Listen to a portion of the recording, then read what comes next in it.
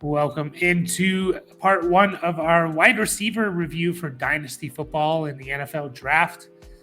Some interesting prospects to come out this year for sure. We're looking at today 7 guys, and this is according to Mock Draft Database, which basically compiles all the mock drafts that are made and then shows you where the most where people are mocking players to go to their most popular spot. And they have 7 receivers in the first round as of now, and a couple more that are like the first or second pick of the second round. So there's like potentially, I've seen a mock draft with as many as 9 guys going in the first round. I think would be the record. Dad, do you think there's a chance we get 7 first round receivers or more this year? Well, just like we were talking before we started, I didn't have a lot of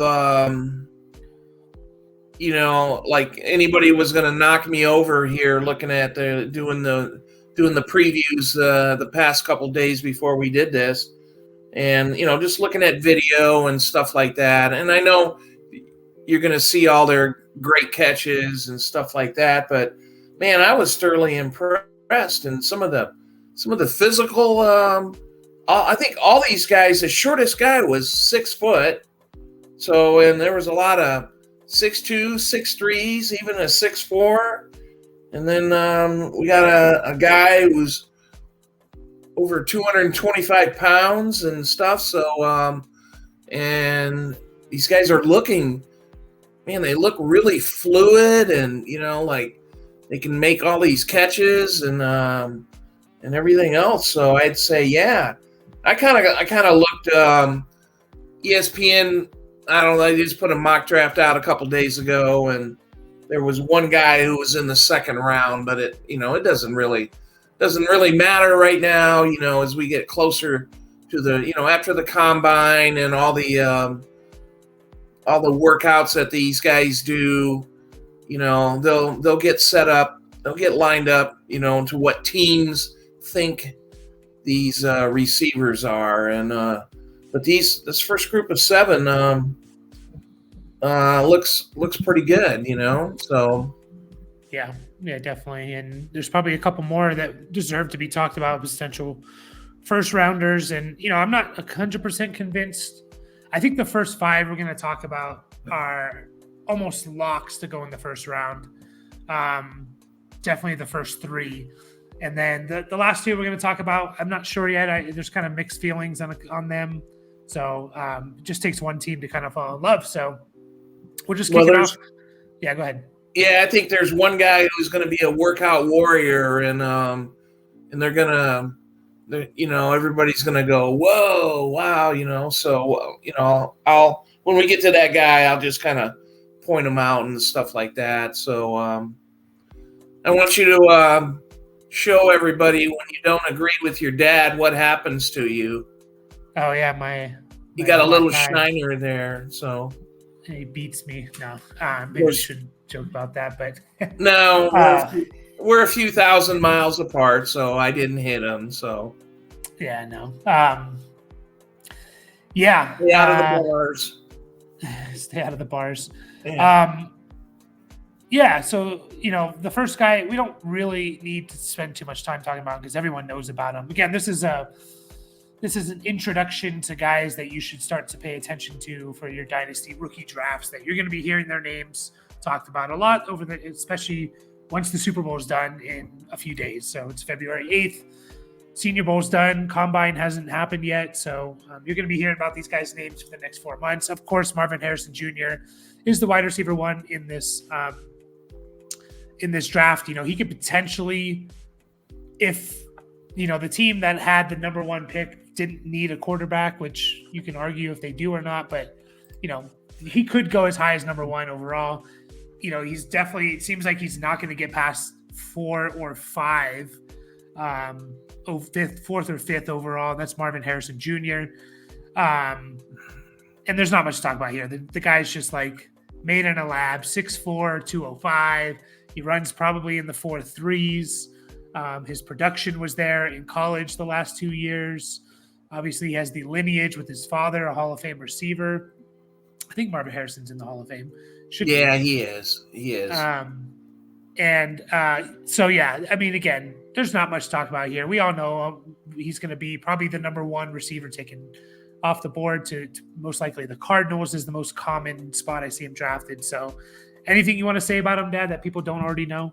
Well, he probably would have been easily a top 5 draft pick last year. So yeah, yeah, he's just fluid, and it's like this guy gets open, and he's what 6'4", and yeah, he just if I had in a dynasty rookie draft, if I had number 1 and I was looking for somebody to give me some instantaneous impact, I think it would, to me, it wouldn't be a quarterback. I'm just saying instantaneous impact. It'd be Marvin Harrison Jr. And hopefully he goes to a okay team. I mean, the Cardinals, at least you got a quarterback there who knows how to play, NFL quarterback. So if he ends up there, good on him. Hope it works out. Yeah. Too bad he went to Ohio State.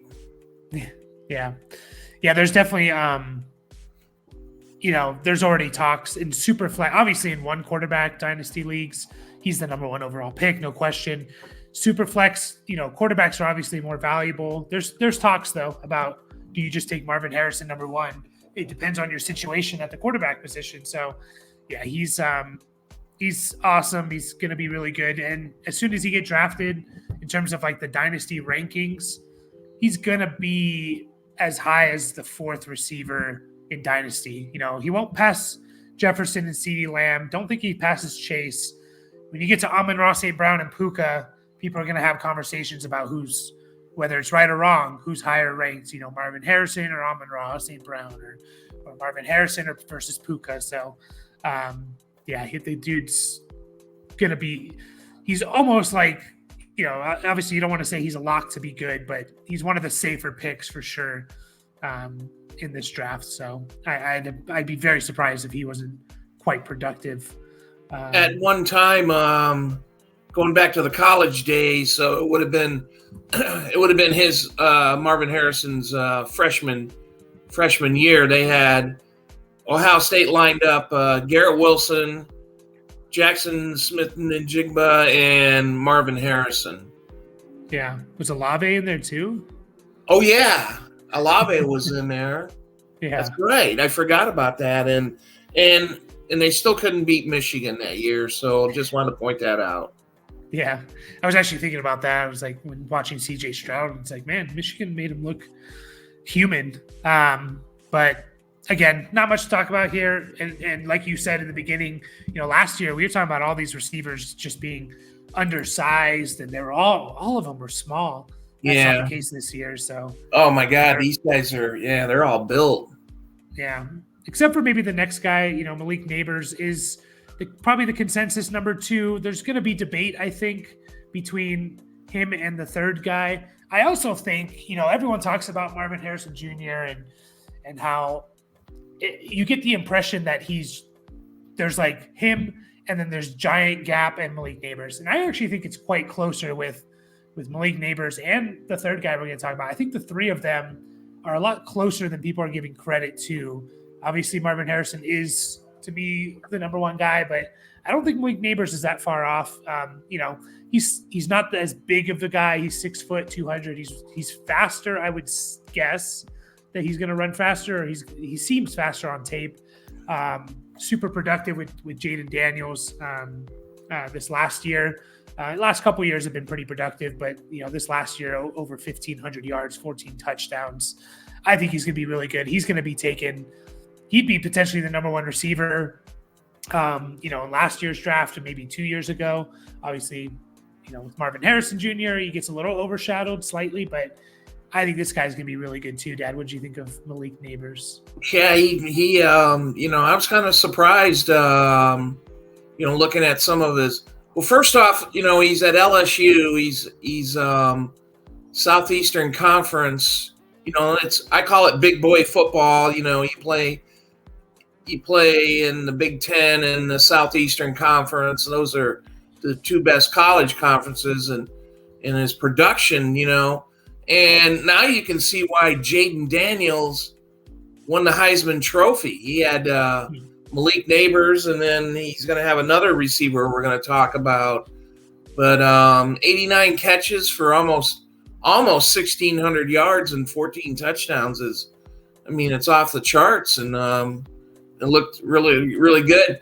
And we're saying, he's only 6 foot tall, but we're just comparing him to the other guys that we're talking about today. So he looked, he looked apart. I don't think I'd have I'm not sure where he's going to be mocked to and stuff like that. And I've seen as high as 5 for the Chargers. And, I just hope he's not one of these crappy Devo wide receivers, and then he can actually get in there and be productive and stuff like that. So,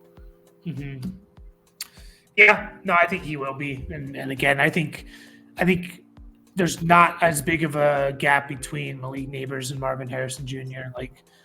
That people are kind of trying to make out there to be. So yeah, he's going to be drafted again 5th overall, 6th overall to the Giants potentially. And we think about that, it's like that's crazy high. Like Jamar Chase was the 5th overall pick, Yeah, right. So that's really, really high.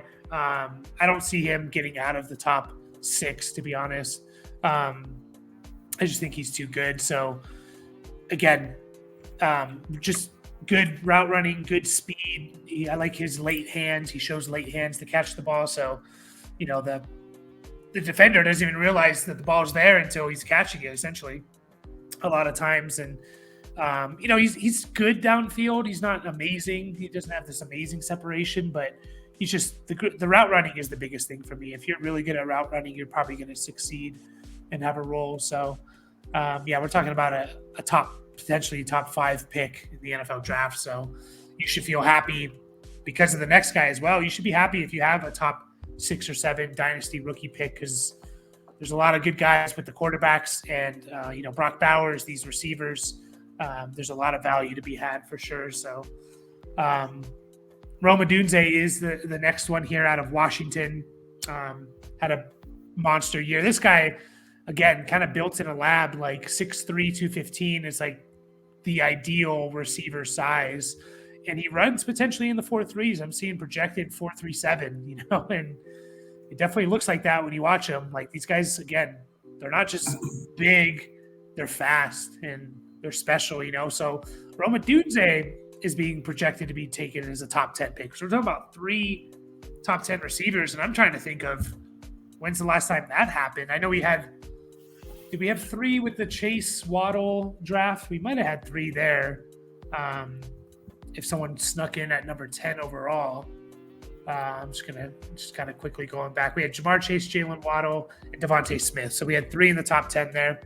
We could be seeing that again this year. So Rome Odunze, Dad, what'd you think of him?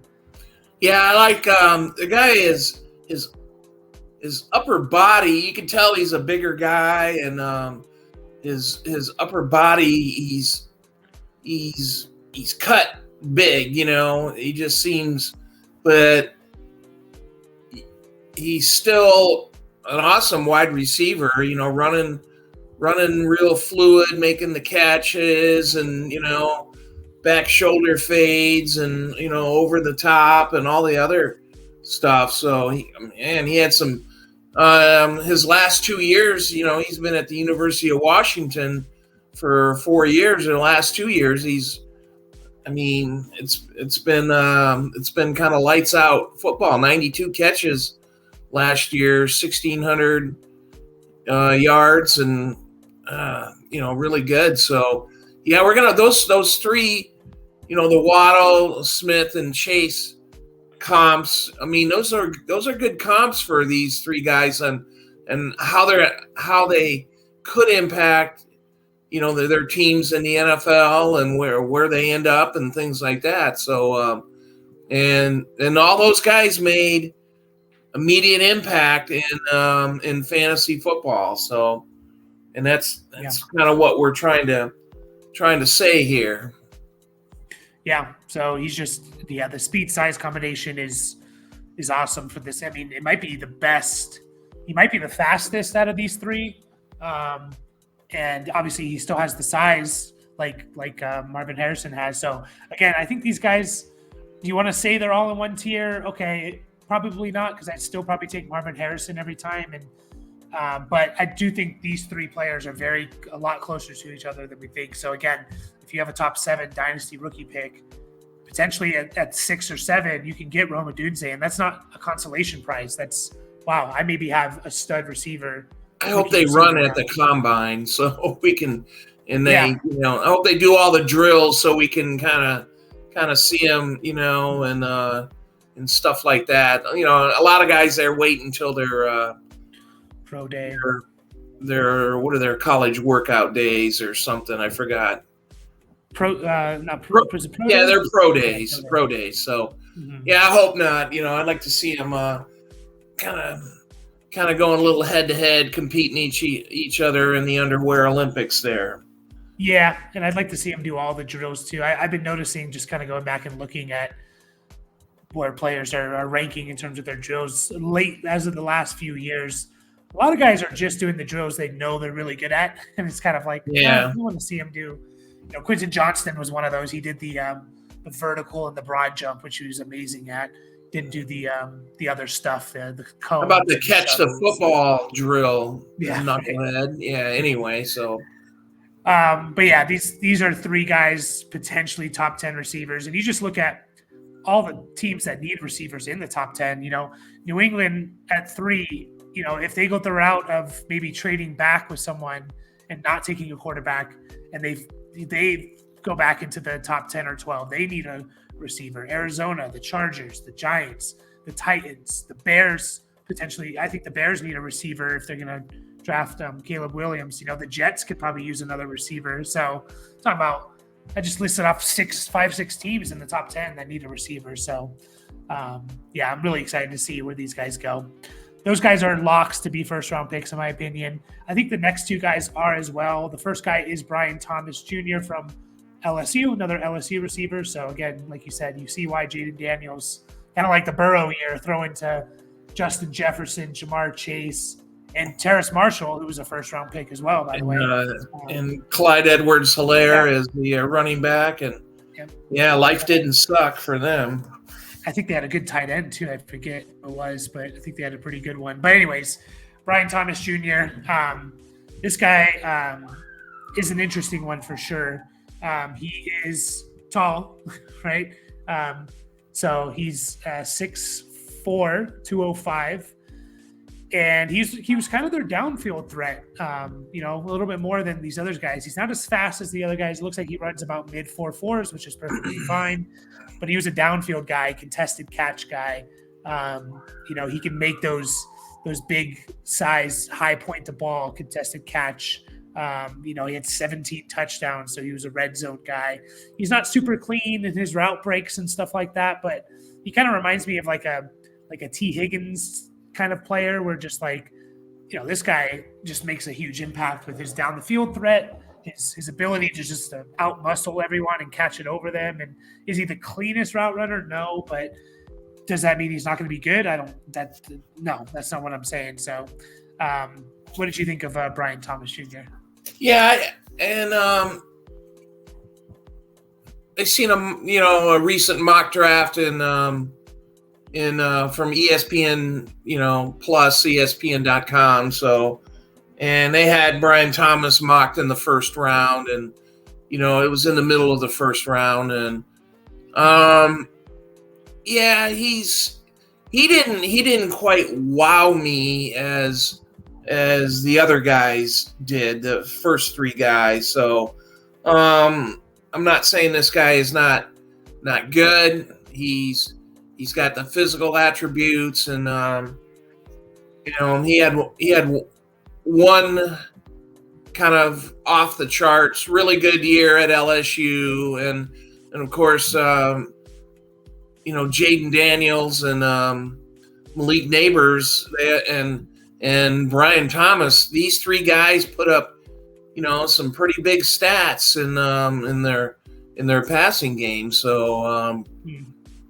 but this is a guy that's not, you know, he didn't wow me like the other three guys. So Yeah, it feels like out of all these guys we're talking about, like he seems the most likely to be a really good number 2 receiver, a complementary piece to, like, again, a T. Higgins to a Jamar Chase, which is fine. Like, T. Higgins has finished top 12 in fantasy football before. T. Higgins is really good.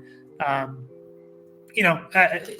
his down the field kind of play, like you want to see someone else, a good quarterback for one, that's going to put the ball in a nice spot for him to get it, to be able to high point it and contest the catch. And you probably want to see just either a really good offensive system or another piece out there to take pressure away from him a little bit. So his most mocked to spots, I believe, is, it's not showing me now. I've seen a lot of the Bills. I've seen a lot of the Bills. I've seen some Cowboys as well. And you just think about both those teams, like Brian Thomas with CeeDee Lamb, I think would be awesome. And Dak Prescott, like, I think that would be great for all those guys. Buffalo, I think with Josh Allen's arm, I think is a really good spot. So he's going to be a first round pick, in my opinion. He's going to be in dynasty rookie drafts. Like, again, like, you should feel fine if you have pick 9 or 10, because you're potentially going to get one of these guys, a first round receiver still,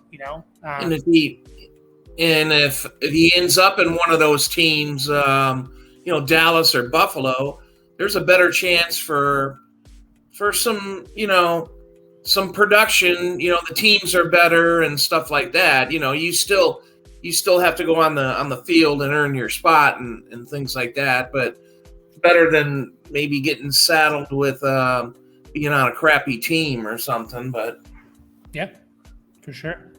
So, yeah, it's still like Brian Thomas, and we'll see. It'll be nice to see where he goes. Again, you can't deny, like, the size. That's something that people covet and fall in love with a lot. Troy Franklin is another guy that I do think will be a first-round pick. Was kind of back and forth between, like, Troy Franklin and Brian Thomas, like, who I liked more. I think I'd lead Franklin. He has the height, 6'3", the weight is a little bit, 187, 190. He could probably put on a little bit more weight, but that's also not the end of the world. Like, we've seen, like, Stephon Diggs is under 200 pounds. We've seen a lot of guys, in that 190 to 200 range do well. And yeah, he played at Oregon, and he had a really productive year this last year. They're over 1,300, almost 1,400 yards. He was pretty good in 2022 as well. Not as good as this last year, but still, 900 yards, 9 touchdowns. Projected to run in the 4.3s again, like another just fast guy. I really liked him. I thought he had good size, downfield threat. The biggest thing people are going to talk about is what's he going to do against press coverage, because he's a little bit lighter, right? But he gets off the line. A lot of people talked about that with, like, Tank Dell a lot, but he gets off the line so good that, like, I think it kind of helps mitigate that a little bit. Like, when you're just so good off the line, you can mitigate the lack of strength maybe that you have. So what'd you think of Troy Franklin? Yeah, he's in the category of didn't wow me, but I thought he's pretty good. So you can see his college career kind of progress, from 18 catches to 61 to 81. So, and yeah, sometimes these taller, lankier receivers, they do have a hard time getting off the line or something like that. I'm not saying that's the case with this guy, but, again, it'll be interesting to see combine what he does. So, like you said, 6'3", 187. So the previous guys we were talking about, they're 6'3", 6'4". They were, 205, 210, 215, and stuff like that. So, being 187 is not a bad thing. We're not talking about 175 or anything like that. So, we consider, if you're carrying some more pounds, you're a little more durable, but doesn't mean you're not good or you're not fast or you can't. This guy still looked like the part. I think he was a second round mock draft in ESPN.com. So yeah, the most common again mock draft database compiles all the mock drafts out there, or a lot of them. The most common spot for him looks like it's fallen to to the Bills at 28 overall. So I'd like that a lot, to be I've seen him as high as 24, but yeah, to the Bills at 28. And that seems like a really good spot for one of these receivers, one of these guys that we're going to be talking about. So I really liked him. I'm not too worried about the size as long as I see him produce. And, you can't play man against him because he's too fast and he's going to beat you. Like, you don't play man against Tyreek Hill because he runs past you. And again, not a lot of teams play man anymore. The shift is towards zone. But yeah, can he beat the physical receivers? I think he can. So I'm not too worried about his size. I think he can be, to me, he has more number one receiver potential than like a Brian Thomas or something, which kind of leans, if I'm there and they're both on the board, I'm probably going to, and they both go in the 20s first round pick, I probably lean Franklin just a little bit more. And then two more here, guys that I think those first five are a really, really good chance to be first round picks. I'm not sure about these next two. I think they can, but I don't think it's as much of a lock. Keon Coleman is the first one, and FSU receiver. There's a big divide with this guy, Dad, of people that really like him and people that really don't like him. So I'm curious as to where you fall in that divide. Well, he played his first 2 years at Michigan State, and he wasn't, his first year he wasn't overly productive. He's a freshman, so, and 2022 he had 58 catches, and I think that 2022 the quarterback situation, the offense situation was not really great at Michigan State and stuff like that. So, they didn't have these these video game numbers and stuff like that. He caught 58 passes. Then he transferred to Florida State and caught 50 passes, for 11 touchdowns. So he's a big boy, 6'4", 215, and I don't see him as a first round NFL draft pick either. So, second rounder, and I looked at some of his video, and you watch some of the videos and stuff like that. We're not scouts, and we see a lot of highlights, so we see a lot of good plays and things like that. So it's not game to game. Obviously, 50 catches at Florida State wasn't. That's nothing to write home to mom about or anything like that. But yeah, it is important, and you mentioned it with like Michigan State. You got to look at it. Sometimes when you see stats, you're like, okay, you got to look at what was the passing offenses on this team, because that year at Michigan State, you see 58 catches, 798 yards. That's nothing to write home about, but he did lead the team, and he was like 28% of the team's passing yard offense was to him. So had they thrown it a little more, you expect his numbers to go up. And then plus, if they probably would have had another receiver or offensive weapon, he might have, been more open, or things like that. So there's a lot of things, just like you said, to just don't say, well, 58 catches, that stinks, so. Yep. And this last year, he did led the team in passing yards, receiving yards, a little bit less in terms of the percentage of passing yards. But I'm kind of more on the side of like, I'm not as big of a fan as him as some people are. Again, it's important to watch the game clips and, not just obviously not just highlights, but watching cut-ups of like all their catches in that game. Because if you do watch just highlights, this guy makes amazing catches, like one-handed, holy crap, George Pickens like catches. But again, watch a whole game and people are going to be concerned or dislike that he's making a lot of contested catches. So there's not a whole lot of separation when you watch his catches. If you want to see separation, especially in college, because if you can't separate in college, you probably can't separate in the NFL. And it's a lot harder to survive off of being a contested catch type of player. So cornerbacks in college are a lot different than cornerbacks in the NFL. Yep. You're a lot stronger than them, but in the NFL, that's not the case. So can it work? Of course. But, it's kind of like what I was concerned a little bit about with like Drake London versus like a Garrett Wilson or something. It was like, he just seemed to be more of that contested catch type of player, but it can survive. Like you can survive with that. So he still has good speed, good size.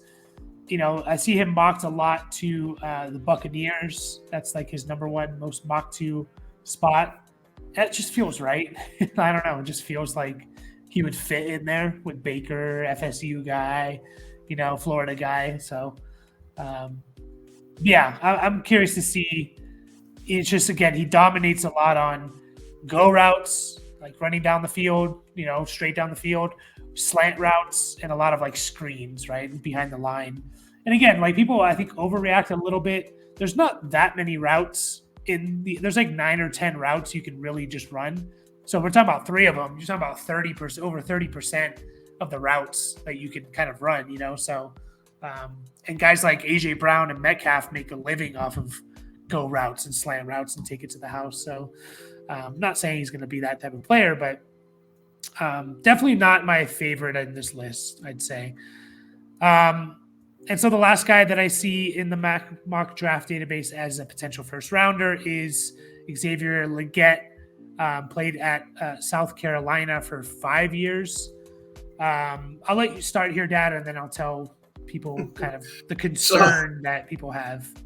Yeah, so, as I was looking at this guy, he was the last guy on our list that we're doing today. So I look at, I kind of look at, all right, his career stats, and I thought, all right, so he had 4 years where he really didn't do much, and then he had his last year at South Carolina. He had 71 catches and 1,255 yards, and it's like, okay, so you don't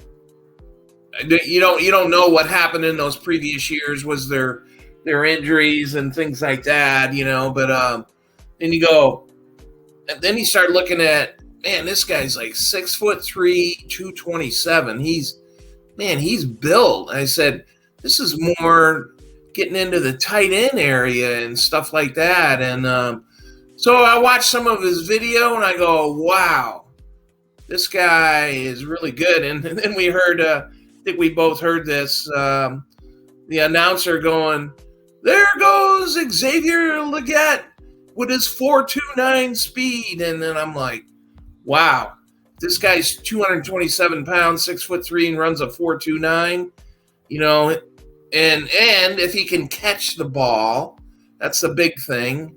If he can catch the ball, they're gonna love somebody. He could be a workout warrior at the combine. His numbers could be off the charts. And again, if he does all the drills, the pass catching drills, the jumping, the running, and all that stuff, and they all test good, this guy definitely could. Somebody could say, I like this guy, we'll work with him. So, oh yeah, I'm sure you got some things you're gonna say. What the possible negatives of them. Yeah. So the biggest, because I agree, someone's gonna fall in love with that size speed combination for sure. So what people are gonna point to, and it's kind of it is pretty significant, is this idea of breakout age. Like, when are you actually good in college? At what age? And I actually went back since 2010. So I went back a long ways and looked at I looked at every fantasy relevant receiver that was drafted since 2010. 78 guys. And the bar for fantasy relevant was pretty low. It was just 2 or more seasons of being a top 36 receiver in fantasy. So the bar was set pretty low. Looked at all of them, and there was only 8 of those 78, only 8 guys who did not basically break out in college at the age of 20 or younger. So within their first couple seasons. There's very few guys, and there's some notable ones, Michael Thomas, Terry McLaurin, Deontay Johnson. These are guys that didn't break out till they're 21, 22 years old. And breakout means do you have 20% or more of the team's passing offense, touchdowns and yards? And so, you look at it and you look at the guys who put up like significant seasons, top 5, top 7 dominant seasons. There's only one guy, again, Michael Thomas, who didn't break out in college at a kind of a young age. So that's what people are going to point to. Like, why wasn't this guy good?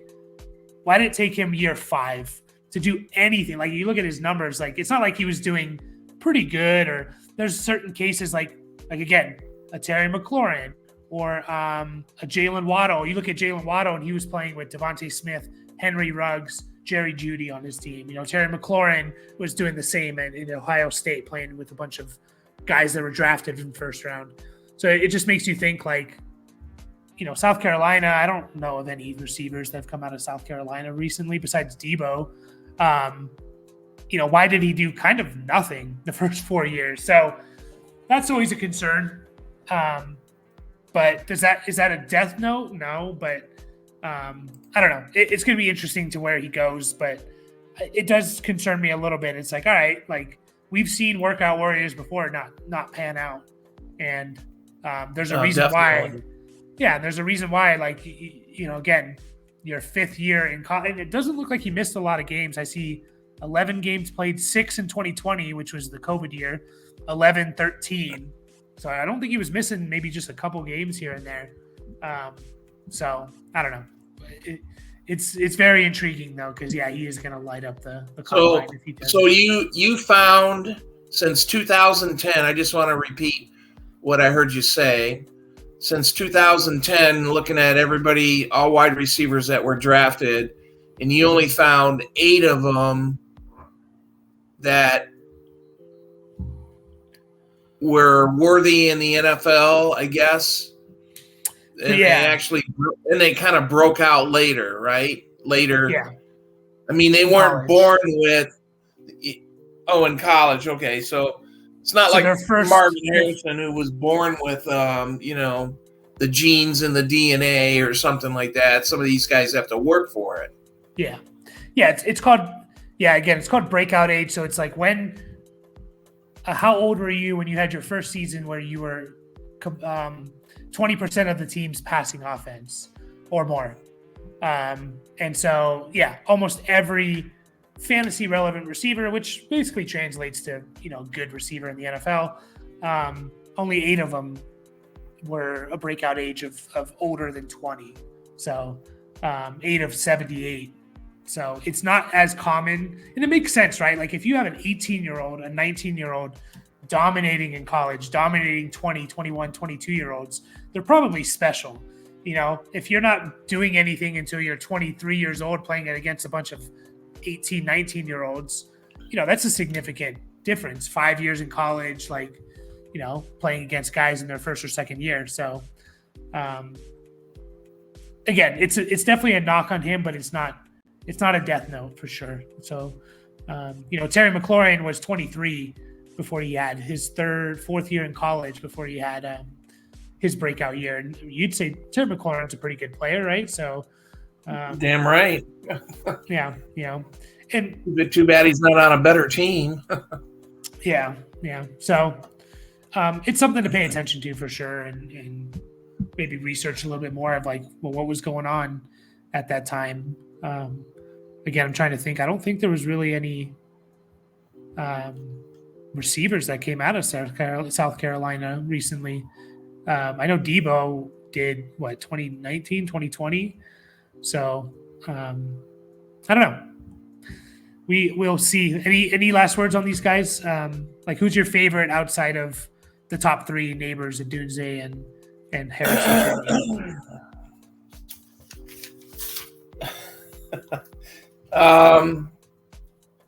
I would say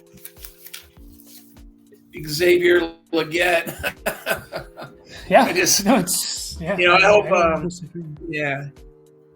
because he was the only other guy that just kind of made me say, "Wow, that's pretty good," you know. But that's before you know the full story and everything else. So some people, like we were just talking about, some people can get it a little later, and I don't think this guy's going to have a problem getting off if he runs 4.29. If all that stuff is true that we said, and he's got these physical attributes, that are off the charts, and he can catch the ball, he's going to make, he's going to be good in the NFL. Mm-hmm. I do want to point out, I think you said like 6'3", 6'4". He was being listed as that. I think at the Senior Bowl, he did come in at 6'1", measuring at 6'1". Well, see, somebody's not telling the damn truth. So yeah, which again is still fine. Like Jamar Chase is 6 foot, so like but yeah, I don't know. I agree with you. Like Leggett's tape, you're just like, it jumps off the screen. Like, holy crap, this guy's good. It's just like, man, why weren't you good earlier? Like, what happened? So I will look into that a little bit more, and like maybe I think there was some injury football or something. Yeah, injuries maybe.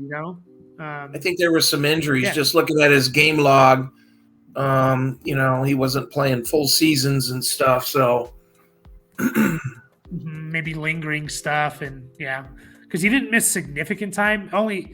In 2020, I think they only played 6 games. Oh no, they played 10. So he missed 4 games there, but which is significant. Yeah, I'll have to look more into that for sure to kind of figure out why again. But it's not going to matter if he goes to the Bills. Like he's going to be a first round dynasty rookie pick. So if he goes to the Chiefs in the 31st or 32nd pick, so well, we will be back. There's more guys out there, that are fringe first round picks. Adonai Mitchell from Texas, Ladd McConkey, another Washington receiver, another Texas receiver. So there's a Michigan guy that's getting a lot of hype, another Florida State guy. So there's Roman Wilson. Yep, there's some other players that are going to be. I wonder how many between the first and second round, how many receivers we're going to see. We might see double digits, like 12 guys. So we will be back with those, and then we'll look at the tight ends, and then we're going to be doing some rookie mock drafts. So by that time, we should be getting combine numbers in, which will be fun. Any last words, Dad? No. All right. Well, we will finish up there. We'll be back with, we'll see, maybe 7, 10-ish more receivers. Maybe we'll do 3 videos. Not sure yet. As always, like and subscribe. We will catch you guys